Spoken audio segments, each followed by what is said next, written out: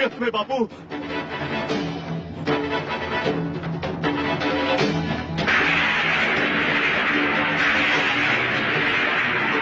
ये किसने किया? प्रभु भोलेनाथ, ये क्या हो गया आपको?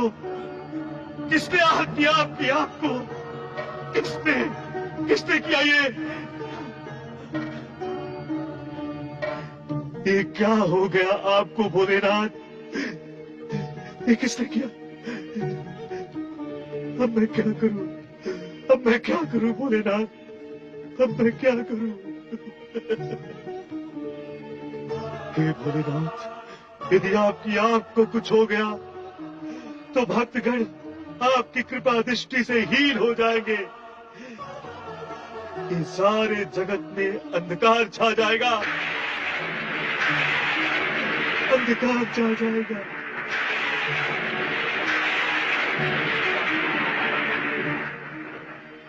नहीं, नहीं भोलेनाथ, मैं ऐसा नहीं होने दूंगा।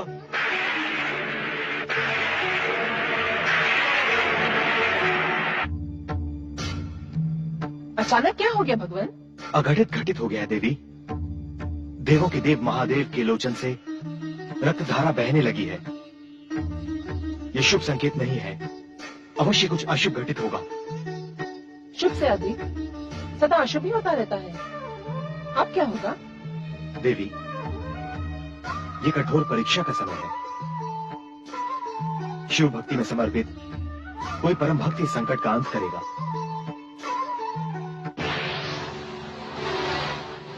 ओम नमः शिवाय, ओम नमः शिवाय।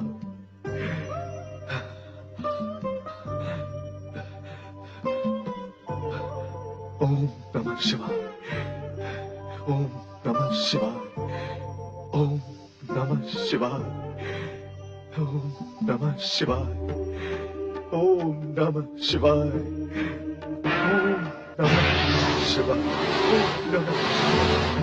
ओम नमः शिवाय, ओम नमः शिवाय, ओम नमः शिवाय, ओम नमः शिवाय, ओम नमः शिवाय, ओम नमः शिवाय, ओम नमः शिवाय, ओम नमः शिवाय, ओम नमः शिवाय, ओम नमः शिवाय, ओम नमः शिवाय, शिव जी की आंख से शिवाय, ओम नमः शिवाय, कनब, ये क्या किया तुमने? ओम ये क्या किया? ओम नमः शिवाय, ओम नमः शिवाय। अपने ही हाथों से ओम अपनी आंख को डाली। ये क्या किया तुमने कन्नब? कौन? वीणा, तुम यहाँ? चलो, कोई तो मेरे दुख में मेरे साथ है। मेरा दुख कम हुआ। बेड़ी, देखो, भगवान शिव शंकर की आंख ठीक हो गई। उनकी आंख से ज्योति निकलने लगी। देखो बेड़ी, देखो। ओम नमः शिवाय, ओम नमः शिवाय, ओम नमः शिवाय। बेड़ी, तुमने देखा कैसे भोलेनाथ की आंख ठीक हो गई? देखा कनब, देखा मैंने। अब तुम्हारी आंख का क्या होगा? क्या होगा? कुछ नहीं। अरे, एक आंख इस जगत को देखने के लिए क्या कम है? मेरी एक आंख होने का मुझे कोई दुख नहीं है। भगवान को मुझे एक आंख देने का जो सुख मिला है वो बड़ा है, बहुत बड़ा। और फिर मेरी इस एक आंख से भगवान शिव शंकर के दर्शन का सुख तो मुझे मिलता ही रहेगा। ओम नमः शिवाय, ओम नमः शिवाय, ओम नमः शिवाय, ओम। अरे कन्नप, कैसे हुआ ये सब? क्या हो गया ये सब कन्नप?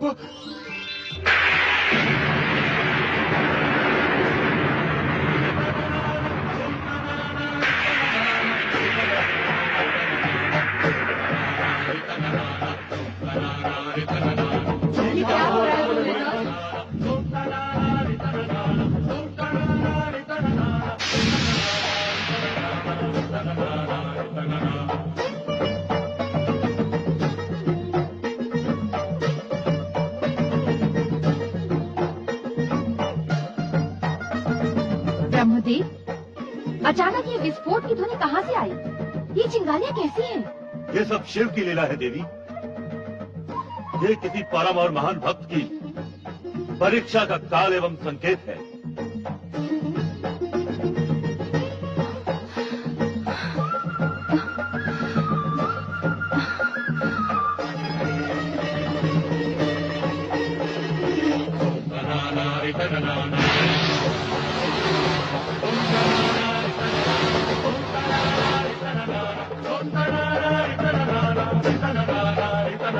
पुत्र गणेश, पुत्र गणेश, तुरंत आ जाओ, तुरंत कैलाश पर प्रकट हो।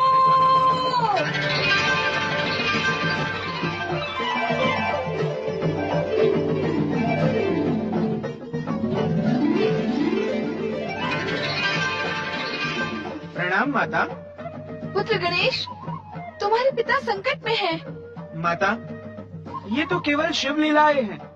आओ चलो देखते हैं।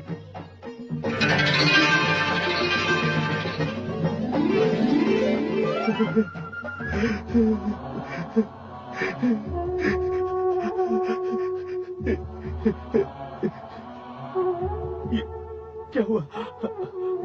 ये क्या हो गया भोलेनाथ? ये क्या अनर्थ हो गया? आपकी भाई आग भी आहत हो गई। मैं भागा, आपको दृष्टिहीन कैसे देख सकता हूँ? हे नाथ, ये सब देखने के लिए मैं दृष्टिवान कैसे बना रह सकता हूँ? नहीं, ये नहीं हो सकता। ये नहीं हो सकता कि एक भक्त देखे और भगवान दृष्टिहीन हो जाए। ये संभव नहीं है, ये संभव नहीं है। मेरी मेरी मेरी मेरी सहायता करो। कहो कन्नप, क्या करना है? मेरे भोलेनाथ पीड़ित हैं। मैं इनकी पीड़ा कैसे सहन कर सकता हूँ?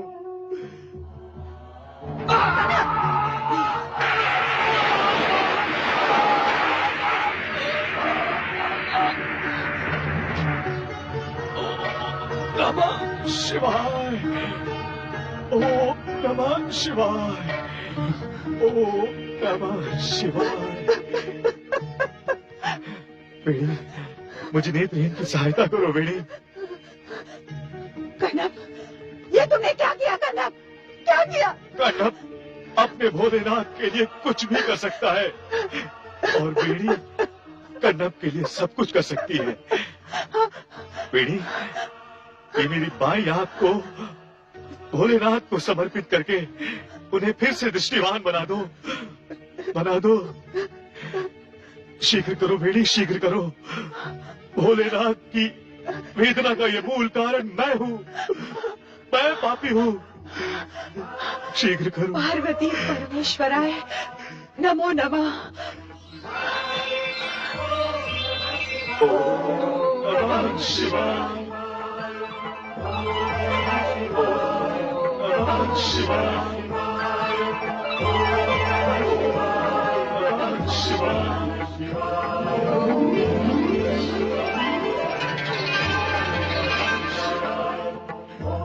स्वामी, स्वामी, इस विचित्र लीला का अंत करें स्वामी। माता पार्वती, गणेश, प्रभु, प्रभु, गणेश, जय गणेश, जय गणेश प्रभु। प्रभु, प्रभु, मेरे कन्नप की आंखें फिर से लौटा दे। वो नेत्रहीन होकर कैसे जी सकेगा? दया करे प्रभु, उसके नेत्र लौटा दे। वेणी, चिंता न करो, ये तो महादेव जी की परीक्षा है। अपने भक्तों को सदा सुखी बनाने के लिए भगवान शिव इस प्रकार की लीलाएं करते रहते हैं। तुम धैर्य धारण करो, सब कुछ ठीक हो जाएगा।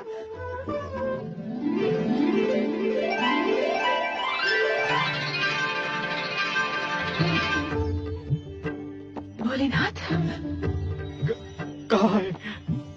कहाँ है? जय हो भोलेनाथ। भोलेनाथ, भोलेनाथ, मैं अभागा कैसे भोलेनाथ के दर्शन करूंगा? कनक, मैं अभागा कैसे भोलेनाथ के दर्शन करूंगा? तुम धन्य हो कन्नप, तुम्हारी भक्ति महान है।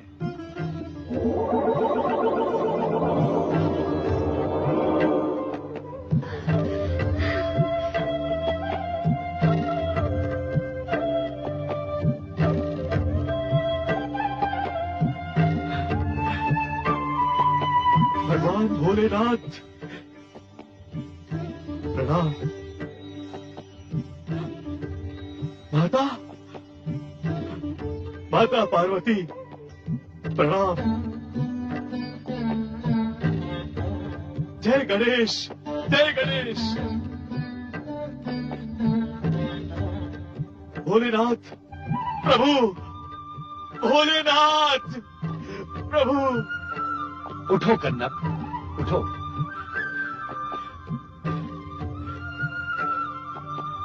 तुम तो भक्तों में श्रेष्ठ हो। जो भक्त अपने आराध्य के कष्ट को अपना कष्ट मानकर उसके निराकरण के लिए प्राण प्रण से जुट जाए, तो वो भक्त सदा सदा के लिए भक्त श्रेष्ठ के रूप में प्रतिष्ठित होता है। तुम दोनों ने जन्म जन्मांतर से हमारी आराधना की है। अब तुम दोनों शिवलोक के अधिकारी हो गए हो। तुम हमारे अनन्य भक्त हो। आज से तुम शिवगणों में स्थान प्राप्त करो।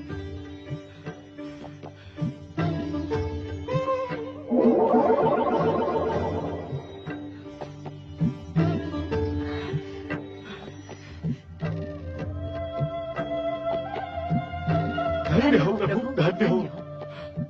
अहो भाग्य हमारे। भगवान भोलेनाथ की जय। माता पार्वती की जय। पार्वती नंदन श्री गणेश की जय।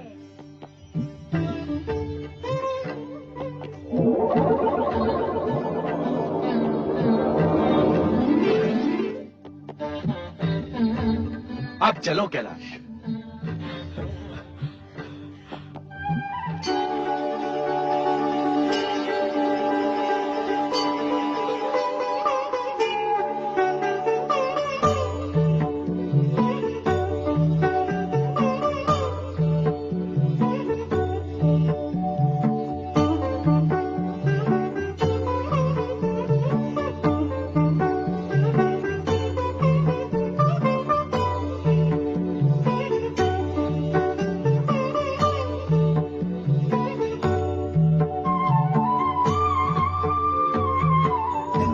भगवान भोलेनाथ की जय। माता पार्वती की जय। शिव पार्वती नंदन श्री गणेश की जय।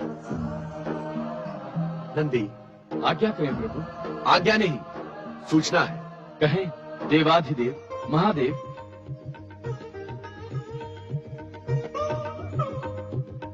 ये जिन्हें तुम चकित होकर देख रहे हो तुम्हारे ही साथी हैं। इससे पहले तो हमने कभी नहीं देखा इनको प्रभु। इन्हें शिवधाम की प्राप्ति अभी हुई है, तो तुम इन्हें पहले कहां से देखते? ये कणप और वेणी है। पिछले अनेक जन्मों से दोनों साथ हैं और हर जन्म में इन्होंने शिव भक्ति का आदर्श प्रस्तुत किया है। इस जन्म में तो कणप भक्ति की पराकाष्ठा तक जा पहुंचा, इसलिए शिवधाम का अधिकारी बन गया है। ये दोनों शिवगण के रूप में शिवलोक में रहेंगे। इनका स्वागत करो नंदी। आए, आपका कैलाश पर स्वागत है।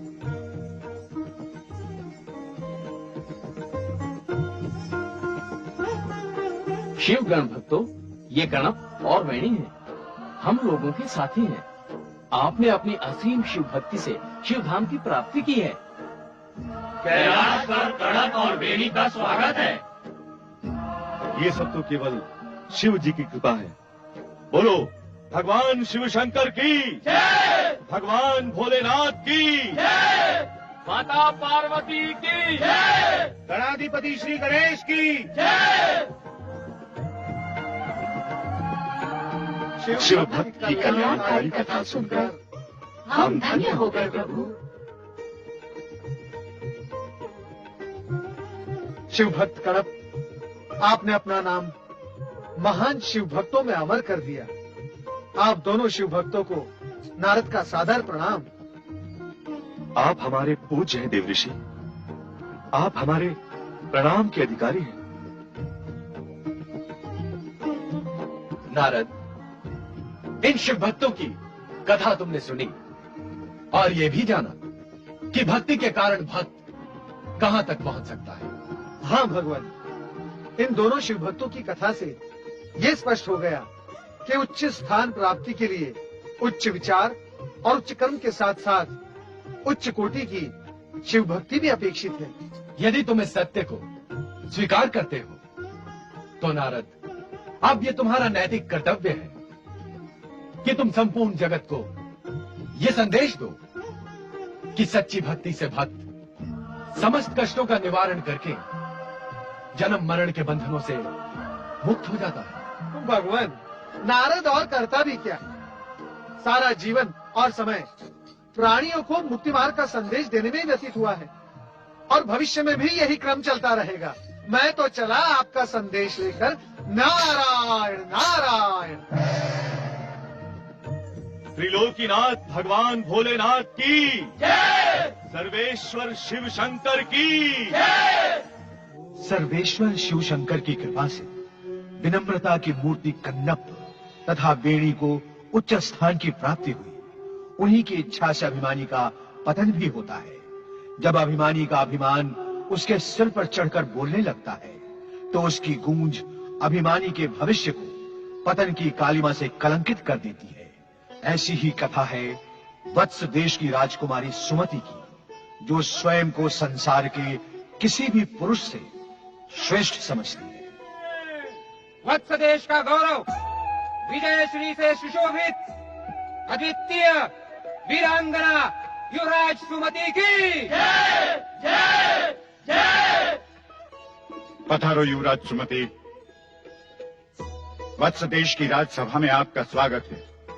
हमें पूर्ण विश्वास है कि विदर्भ के कायर राजकुमार मर्कतसेन को पराजित करके विदर्भ की राजधानी में आपने वत्स देश का ध्वज अवश्य फहरा दिया होगा। आपने हमें युवराज की उपाधि दान में नहीं दी है पिताश्री, उसे हमने अपनी वीरता और बाहुबल से प्राप्त किया है। विदर्भ तो क्या, आज पूरे आर्यवर्त में ऐसा कोई पुरुष योद्धा नहीं है जो हमसे टकराने का साहस कर सके। आज वत्स देश के युवराज सुमति का नाम सुनते ही बड़े बड़े वीरों के हृदय की धड़कनें बढ़ जाती है और उनका भय उन्हें कायरता की सीमा तक पहुंचा देता है। यही हाल विदर्भ के मर्कतसेन का भी हुआ। हमारे प्रहारों की मार से वो रणभूमि छोड़कर दूर भाग खड़ा हुआ। हमें आप पर गर्व है युवराज। वत्स देश का बच्चा बच्चा हमारे इस गौरव में सहभागी है। बोलो, वीरों के वीर युवराज सुमति की जय जय जय।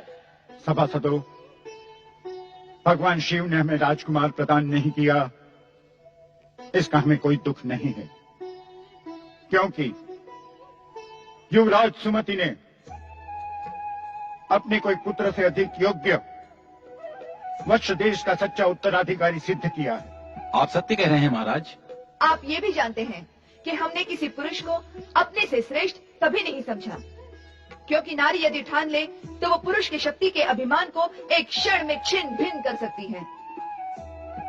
हमने पुरुष पर नारी की श्रेष्ठता सिद्ध कर दी है। हमने ये भी सिद्ध कर दिया है कि युद्ध कौशल में हम किसी भी पुरुष से बढ़ चढ़कर हैं। जो भी पुरुष युवराज सुमति से टकराएगा वो चूर चूर हो जाएगा। महान योद्धा युवराज सुमति की जय जय। बंद करो, बंद करो ये जय जयकार। राजन,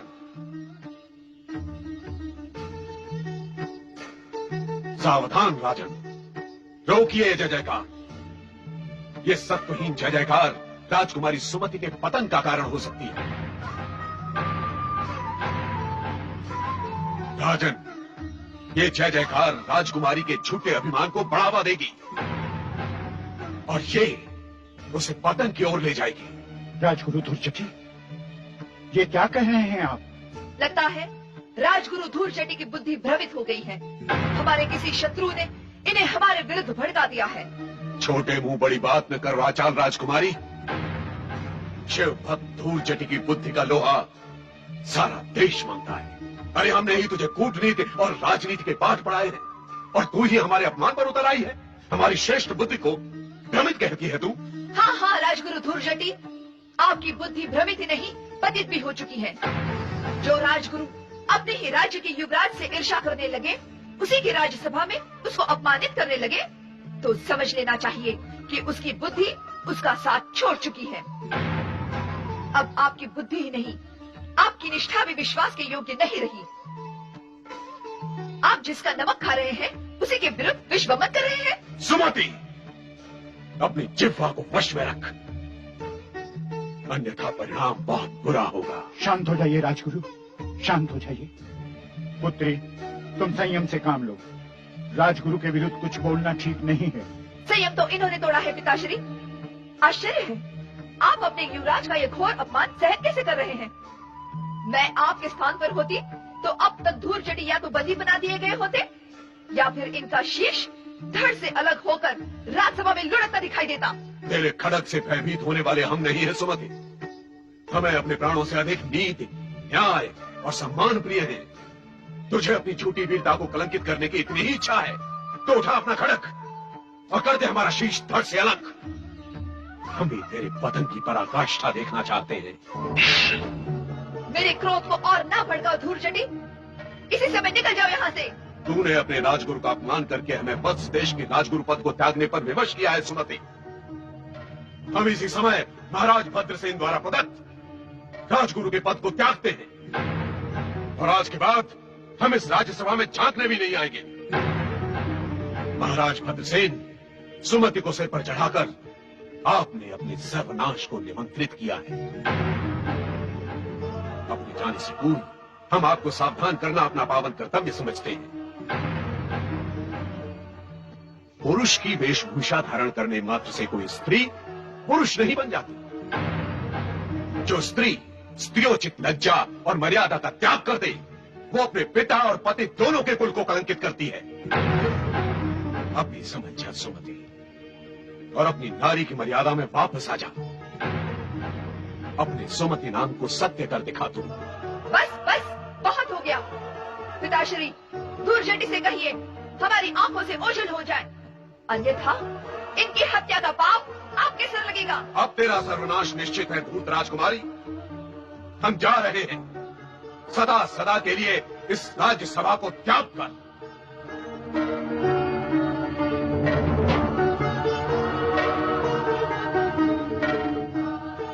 सुमति, जो कुछ हुआ अच्छा नहीं हुआ। जो कुछ हुआ अच्छा ही हुआ महाराज। एक क्रोधी अभिमानी राजगुरु से आपकी राज्यसभा को मुक्ति मिली है।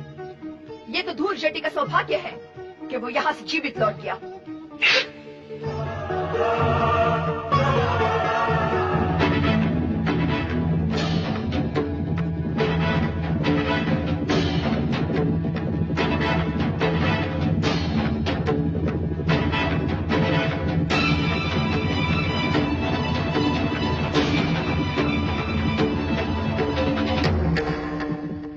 युवराज वज्रसेन, इस वन में आखेट योग्य तो कोई पशु दिखाई नहीं पड़ता।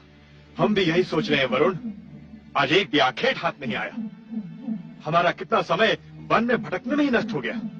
सुना है इस वन में बारहसिंगा में अधिकतम दिखाई देते हैं। हमारी इच्छा थी कि आज किसी भयानक पशु से मुठभेड़ हो। बेचारे मृगों को मारना कोई वीरता की बात नहीं है। सत्य है युवराज, परंतु हमें कुछ देर विश्राम करना आवश्यक है, क्योंकि हमारे साथी भी जल के लिए व्याकुल हो रहे हैं। ओम महारुद्राय स्वाहा।